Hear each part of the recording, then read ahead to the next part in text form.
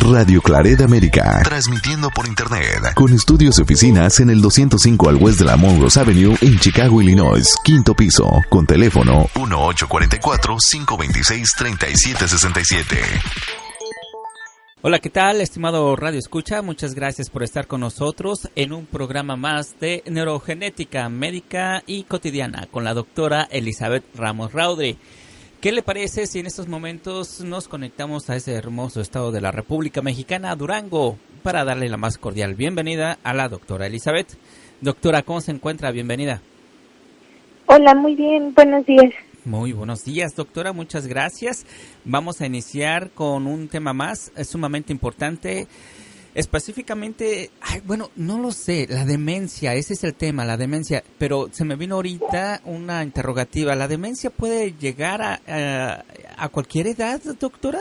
Porque la iba a encajonar yo ahorita con las personas de tercera edad, pero no lo sé. ¿Puede llegar a cualquier edad? Sí, el término de demencia se utiliza a partir de los 18 años.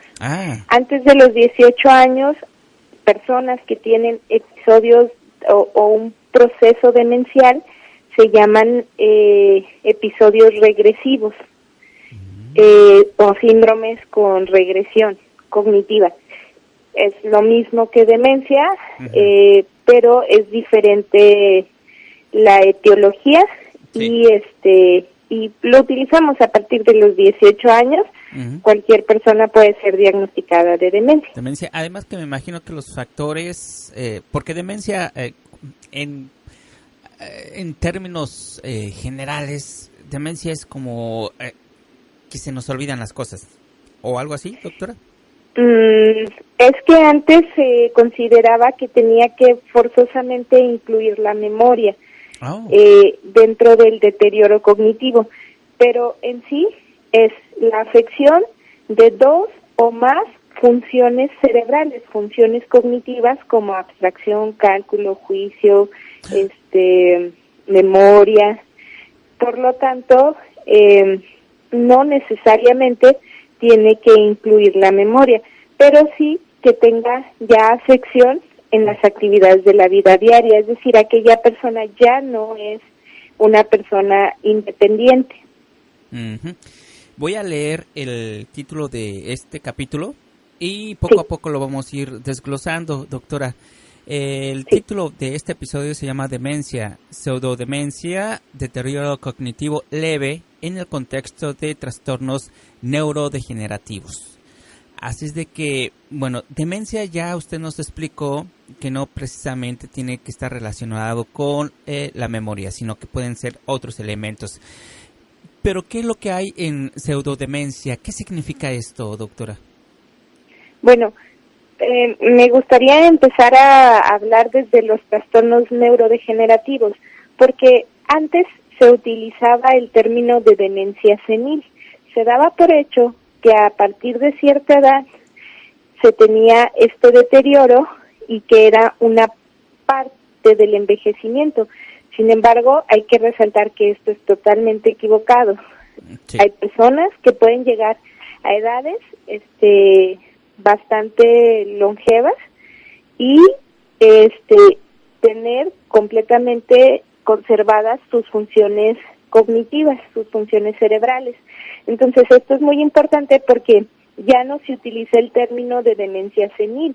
Se debe de especificar si es una demencia tipo Alzheimer, una demencia vascular, una demencia mixta, una demencia por cuerpos de Lewy, una demencia frontotemporal o a qué tipo de demencia nos referimos. Pero no podemos utilizar el término senil.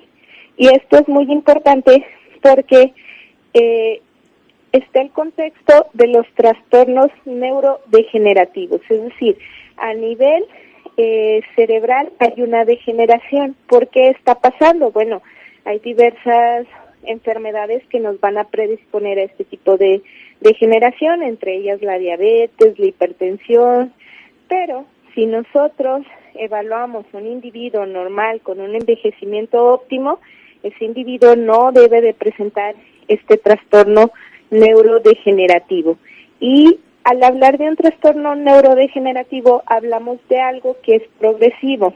Una vez que se presenta, va progresando y no hay una etapa reversible, es decir, no hay una cura. Es decir, hasta el momento, alguien que presenta demencia, no hay medicamento que le vaya a quitar la demencia. Igual hay medicamentos para mejorar la calidad de vida, evitar una rápida progresión, pero no le va a regresar, por lo menos hasta la fecha, a un estado en donde todas sus funciones cognitivas están sin afección y por lo tanto se pudiera hablar de una cura para la demencia, hasta este momento no. Ah, caray. Bueno, aunque no hay una cura, es decir, si bien no se puede parar el progreso de esta enfermedad. Doctora, ¿cuáles podrían ser las características para nosotros identificar que estamos padeciendo de demencia? Bueno, esto es otro punto muy importante porque por eso queríamos mencionar desde lo de pseudodemencia, deterioro cognitivo leve y la demencia. Bueno, en general las personas pueden comenzar con olvidos frecuentes o pueden comenzar con cambios de conducta o pueden comenzar con alteraciones en el juicio. Entonces, este tipo de datos generalmente las personas lo ocultan o lo justifican. Es decir, muchas de las veces consideran que es por estrés o porque están deprimidos o por otro tipo de situaciones y lo ocultan porque nadie quiere ser dependiente. Y si uno pues se da cuenta de que las personas con demencia siempre requieren de que sus familiares estén al pendiente, los cuiden, etcétera, ya no pueden manejar por sí mismos, no pueden hacerse cargos de su propia casa ni de su propia vida, entonces a la mayoría de las personas les da muchísimo temor esta situación. Entonces lo que pasa es que cuando un paciente llega con demencia, generalmente ya lleva bastantes años que inició con esto y los familiares no se habían percatado, porque de alguna u otra forma ellos tratan de minimizar los acontecimientos hasta que ya es muy evidente porque el paciente se perdió, porque el paciente estaba cuidado de su casa y se incendió la casa, porque dejó la estufa prendida o algunas otras situaciones que le hacen a la familia darse cuenta de que ya el paciente es incapaz de estar solo, pues, bajo su propio cuidado. Entonces, esto es muy relevante porque la mayoría de las veces van a pasar desapercibidos en las etapas iniciales. Ahora, se tiene diferentes grados. Por ejemplo, en el deterioro cognitivo leve es aquella persona que inicia con alguna alteración en sus funciones cognitivas, pero que sin embargo todavía es completamente independiente. Todavía no tiene esa afección para sus actividades de la vida cotidiana y lo más relevante del deterioro cognitivo leve es que de las personas que sean diagnosticadas con deterioro cognitivo leve, el 50% anualmente progresa a demencia. Entonces es muy importante porque la mayoría de las personas que comienzan con deterioro cognitivo leve no son diagnosticadas y por lo tanto no se inicia alguna medida para prevenir esa rápida evolución hacia demencia. Pudiera ser que alguna persona con deterioro cognitivo leve nunca llegue a pasar a demencia. Sí puede ser que tenga esa alteración cognitiva, pero no en grados que le afecte para su independencia. Y aquí es importante mencionar, ya sería una definición ya más estadística, donde la definición de deterioro cognitivo leve es aquella persona que tiene afección a nivel cognitivo, pero que se encuentra 1.5 desviaciones estándar por debajo del promedio que esperas para alguien de su edad, de su género y de su educación. Sin embargo, en esta misma definición pues a partir de 2 desviaciones estándar por debajo ya se considera patológico, que sería ya alguien que entra a la demencia. Uh-huh. Doctora, explíquenos algo, por favor. ¿Hay elementos que puedan acelerar la evolución de la demencia?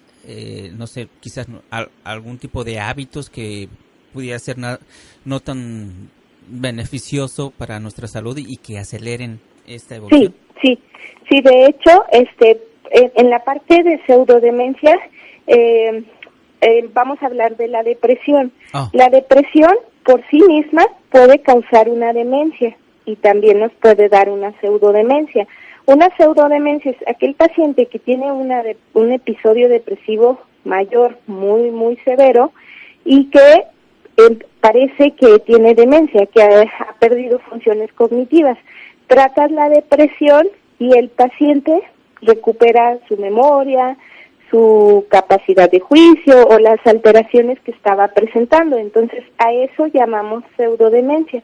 Sin embargo, la pura depresión sí puede dar una demencia, y esto es porque hace más susceptibles al estrés oxidativo a las neuronas que están en el hipocampo. Este es un área muy específica para la memoria y también que de alguna forma, porque está comunicada con un sistema que se llama el sistema límbico, tiene este procesamiento conductual. Es decir, de las emociones y de las conductas que presenta el individuo. Bueno, en esta área, al ser más susceptibles las neuronas al estrés, es más fácil que mueran. Y entonces el paciente como tal está teniendo una pérdida de neuronas y puede llegar a una demencia por la pura depresión. Por eso es súper importante que las personas que tienen depresión la traten, que no la dejen así, porque personas que han durado años con depresión se ha visto que pueden llegar a tener demencia. De hecho, los primeros estudios que se realizaron sobre esto eran en pacientes que tenían enfermedad de Parkinson. En la enfermedad de Parkinson, como hay problemas en cuanto a la cantidad de dopamina que secretan estas personas, y la dopamina, digamos que es nuestro neurotransmisor de la felicidad, pues cuando tú estás contento liberas mucha dopamina, cuando haces algo bien te autorrecompensas con dopamina, pero bueno, las personas con Parkinson que tienen problemas en la liberación de la dopamina y que a partir de aquí se forman otros neurotransmisores, incluyendo la serotonina, pues ellos eran mucho más frecuentes de que tuvieran depresión, incluyendo un 50-60% de los pacientes con Parkinson presentaban depresión, pero también era muchísimo más frecuente que presentaran demencia. Y entonces empezaron a estudiar esto y vieron que pues, sí, afectaba directamente en el área del hipocampo la depresión. Doctora, hablando de la depresión, usted nos comentaba de que hay que atenderse cuando tengamos estos periodos de depresión. Cuando dice usted atenderse, es medicarse, ¿es recomendable medicarse? Sí, bueno, es atenderse con un psiquiatra. Uh-huh. Esto es muy importante porque la depresión tiene su fundamento en los niveles de ciertos neurotransmisores.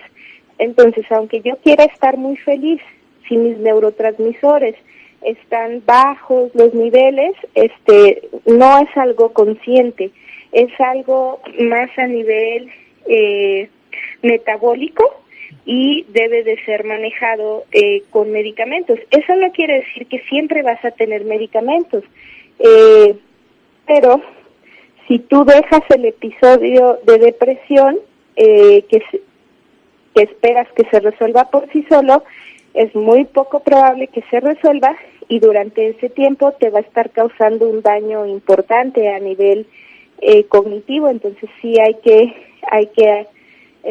pues actuar en esto. Ahora, hay factores y nuevos tratamientos, sí hay. Hay una isoforma de la vitamina E que se llama alfa-tocotrienol, y esta isoforma se describe un una acción antioxidante muy potente, de 1000 a 10,000 veces más que la coenzima Q10, que ya está pues comercializada como un antioxidante importante, y esta atraviesa la barrera hematoencefálica, el alfa-tocotenol. Y además se describe un factor neurorestaurador y neuroprotector. No se sabe por qué el factor neurorestaurador, simplemente se ha descrito, y también está asociado a mejoría en las personas, en mejoría cognitiva, tan así que ya se describe como un tratamiento preventivo y coadyuvante para Alzheimer.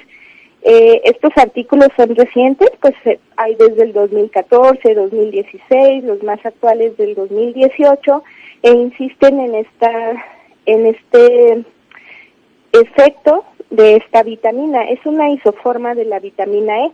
La vitamina E que nosotros normalmente podemos adquirir o consumir es alfa-tocoferol. No estamos diciendo que las personas consuman el alfa-tocoferol, que vayan y consuman vitamina E porque es bueno. No, esta es una forma muy específica. Pero aparte de esta forma, hay otras cosas que actualmente se saben. Entre ellas hay un factor neurotrófico del desarrollo cerebral, que se llama BDNF, bueno, sus siglas son estas. Tenemos un gen que lo produce, y es muy relevante para la formación de neuronas y para la maduración de estas. Y las principales fuentes para estimular la secreción de este factor, uno es el café, que yo ya les había mencionado que se recomienda siempre y cuando no tengan ansiedad el consumo de 1 a 3 tazas de café por día, que es equivalente a 100 miligramos a 300 miligramos de cafeína. El otro factor, el principal factor para la formación de neuronas es el estímulo cognitivo. Y es que es como lo estamos tu perdiendo, cerebro. doctora. A ver, ahí estamos bien. Ajá. Okay, es como si tu cerebro te dijera, va, tú tienes esta cantidad de neuronas, pero no las utilizas, entonces ¿para qué quieres más? Entonces, mientras tú no tengas ese estímulo cognitivo, tu cerebro no va a estar estimulado para formar nuevas neuronas y por lo tanto tampoco para secretar este factor neurotrófico del desarrollo cerebral. Otra de las funciones de lo que nos ayuda a hacer... Perdón, doctora, pero ¿cómo podemos estimular o hacer ese estímulo cognitivo? Aprendiendo cosas nuevas. Eso es muy importante, porque generalmente antes los matemáticos decían que a los 25 años era nuestra máxima capacidad de aprendizaje, de procesamiento cerebral, y luego ibas declinando. Pero ¿qué pasa hasta los 25 años? Generalmente es el tiempo en que tú terminas tu carrera, y a partir de ahí te enfocas a aprender cosas, pero ya relacionadas al mismo tema. Y si alguien llega y te habla de algún otro tema, le dices, no, ¿sabes qué? Es que eso yo ya lo vi en la preparatoria, a mí ya no me interesa. Y entonces nosotros somos los causales de no estar estimulando la formación de nuestras neuronas. Hay que recordar que formamos 700 neuronas diariamente, pero va a haber estímulos que van a hacer que se formen más, o estímulos que hacen que se dejen de formar esta cantidad de neuronas.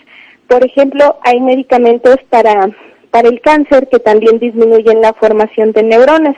El ejercicio es uno de los factores que nos ayuda a incrementar la cantidad de neuronas que se forman cada día. Entonces, si se fijan, todos estos factores intervienen, y antes se mencionaban que la persona que leía mucho, que la persona que hacía ejercicio, que era más saludable, tenía menos riesgo de padecer demencia. Y obviamente ahorita ya tenemos como los fundamentos o las bases ya a nivel molecular de por qué estos factores eran benéficos y siguen siendo benéficos. Qué interesante, doctora. Estamos por concluir el programa, pero antes me gustaría preguntarle, ¿Cómo puedo yo identificar si la persona que yo amo, la persona o mi familiar o un amigo quizás está en una depresión profunda, doctora?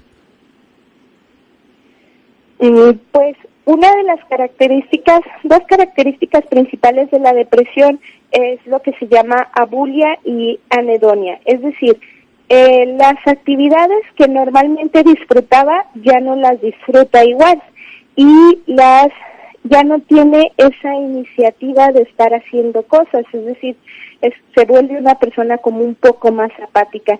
Esa es una de las características. Ahora, hay que recordar que no todas las personas que las ves súper alegres, quizás lo estén. A veces utilizan máscaras, digamos así, para disimular esa tristeza. Entonces, más bien sería platicar con aquel familiar y darte cuenta que hay algo que no está siendo normal, que comúnmente era más alegre o tenía ciertos proyectos, te platicaba de ciertas cosas.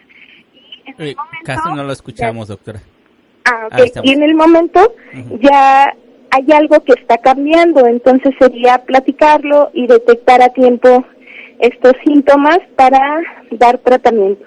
Pero también es fomentar los hábitos adecuados, animar a las personas a que empiecen a aprender cosas nuevas, a que lean, a que realicen actividades y a que realicen ejercicio. Pues interesante, doctora, no sé si quiera concluir, si quiera agregar algo más. Sí, bueno, hay unos tipos de demencia que son genéticos, directamente se heredan. Entonces, representa el 10%. Nada más que ya no lo estamos escuchando bien, doctora. Ok, representa el 10%. Pero si tienes un familiar que empieza con demencia antes de los 65 años, debes de consultar a un médico neurogenetista. Si tienes, empiezan después de los 65 años, pero hay antecedentes familiares, que haya otros familiares con demencia, o con esclerosis lateral amiotrófica o enfermedades neurológicas degenerativas, es importante consultar a tu médico neurogenetista. Y también si la evolución de la demencia es muy rápida. Esto es muy importante. Es rápida o con otras alteraciones, es decir, una mala progresión que no se espera, hay que consultar a un médico neurogenetista en esas situaciones. Muy bien. Pues le queremos agradecer, doctora. El tema de hoy es importantísimo para nuestro público en Radio Claret América. Estaremos compartiendo este podcast con todos ustedes. Le habíamos comentado anteriormente, estimado Radio Escucha, si usted necesita más información sobre algún tema en particular, por favor escríbanos a radioclaretamerica@gmail.com. Nos puede dejar algún comentario también en nuestra plataforma y nosotros con todo gusto le haremos llegar sus comentarios y sus sugerencias a la doctora Elizabeth Ramos Raudry. Si quiere contactarla directamente a ella, bueno, puede buscarla en Facebook. Así de esta manera, Elizabeth Ramos Raudry. Así es de que, bien, pues, doctora, muchas gracias. Le agradecemos su amabilidad el día de hoy. Muchas gracias. Y a usted, estimado Radio Escucha, muchas gracias por su amable sintonía. Esperamos contar con la misma la próxima semana. Mi nombre es Jorge Salazar y le mandamos un fuerte abrazo. Radio Claret América.